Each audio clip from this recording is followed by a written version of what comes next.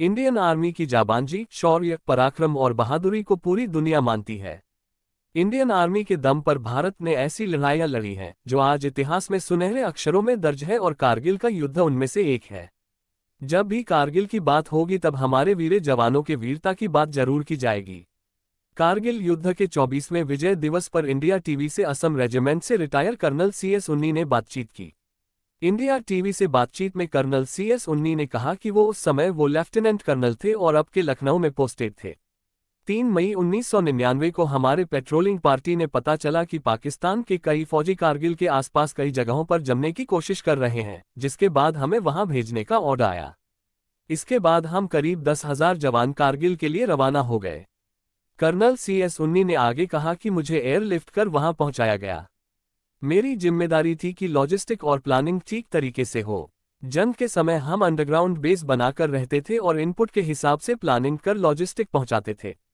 हम अपने इनपुट के हिसाब सोचते थे कि प्लानिंग कैसे की जाए और लॉजिस्टिक कैसे और कहां पहुंचाया जाए।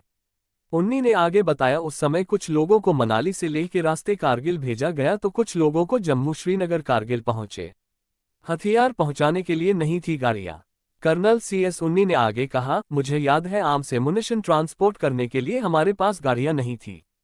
हमें ट्रांसपोर्ट करने में काफी मुश्किलों का सामना करना पड़ता था। इसके बाद हमने सोचा कि क्यों न सिविलियन की मदद ली जाए, जिसके बाद हमारे लोग टोल पर खड़े रहते थे और जो खाली ट्रक दिखाई देता था उसे अपने साथ ले लेते थे और ऐसा कर हमने 100 सिविलियन के ट्रक अपने साथ लिए जरूरी चीजें कारगिल तक पहुंचने के लिए इस्तेमाल किया।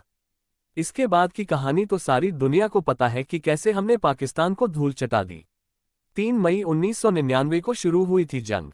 इस जंग की शुरुआत 3 मई 1999 को हुई थी। पाकिस्तान ने कारगिल की ऊंची पहाड़ियों पर 5,000 से ज्यादा जवानों के साथ घुसपैठ कर कब्जा कर लिया था। इसके बाद इंडियन आर्मी ने पाकिस्तानी सैनिकों को खदेड़ने के लिए ऑपरेशन विजय चलाया। BBC की रिपोर्ट की माने तो पाकिस्तानी सैनिकों ने कारगिल में अपने कई ठिकाने बना लिए थे। पाकिस्तानी 6 नॉर्दर्न लाइट इन्फेंट्री के कैप्टन इफ्तेखार और लांस हवलदार अब्दुल हकीम थे।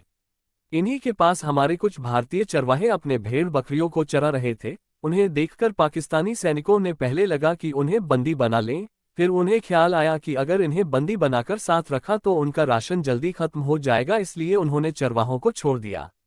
2 माह तक चला था ऑपरेशन विजय। कुछ देर बाद ही चरवाहे इंडियन आर्मी के साथ वापस आ गए और पास के इलाके का मुआयना कर वापस चले गए। फिर थोड़ी देर बाद ही इंडियन आर्मी का लामा हेलीकॉप्टर उस इलाके में आया। ये हेलीकॉप्टर इतना नीचे था कि कैप्टन इफ्तेखार का बैज भी साफ दिखाई दे रहा था। इसके बाद हेलीकॉप्टर से ताबड़तोड़ गोलियां